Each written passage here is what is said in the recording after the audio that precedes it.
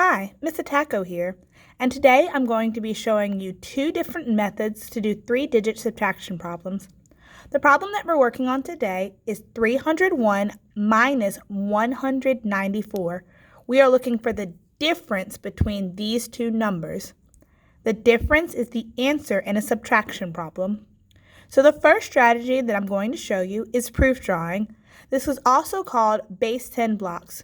You may hear your child refer to this as drawing an HTO chart. When I'm subtracting three-digit numbers, I only draw the biggest number.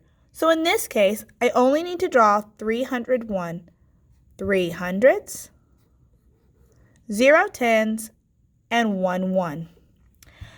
The number I'm subtracting from 301 is 194. Well, I need to subtract 4 ones, but I only have 1.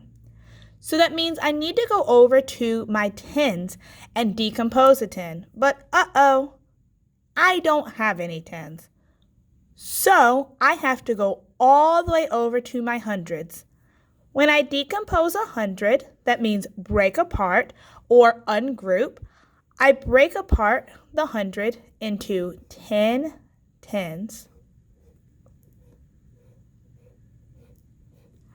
Now I have a 10 that I'm able to break apart or decompose or ungroup into 10 ones. 1, 2.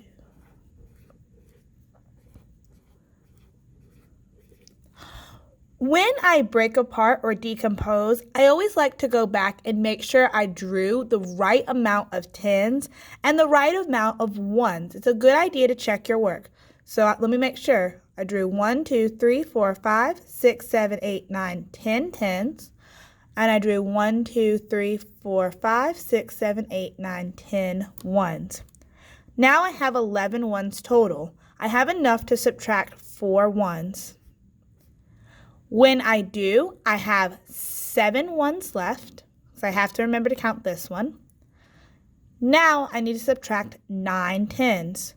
1, 2, 3, 4, 5, 6, 7, 8, 9. I have no tens left over. Now I need to subtract 100. I have 100 left over. So 301 minus 194 is 107. You could say the difference between 301 and 194 is 107. The next strategy that I will be showing you is the number line strategy. The number line strategy has two different options. I'm going to start with option 1. It's the more common one. That's when you start at the larger number, in this case 301, and you count back your smaller number. So I'm going to subtract 194 from 301. The difference, or my answer, will be where I land. When I do a number line problem, I prefer to break up the number that I'm hopping into hundreds, tens, and ones.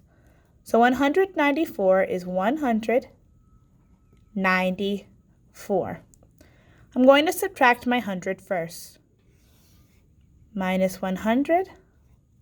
That leaves me with 201. I cross out the 100 so I know I subtracted it. Okay? I want to get to an easier number to subtract. It is easier for me to subtract from 200 than 201.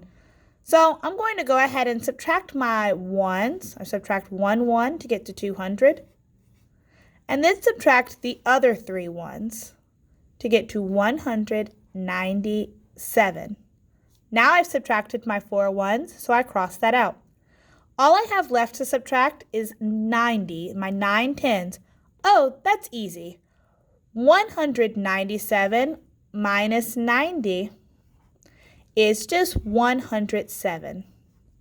My difference is where I landed. So my answer to this problem will be 107. Another option is to start at the smaller number and count on until you reach your larger number. So in this case, I would start at 194, and I'm going to keep adding until I get to 301. Remember that the answer in a subtraction problem is just the difference. So these two numbers, 194 and 107, if I add them together, they should get me to 301.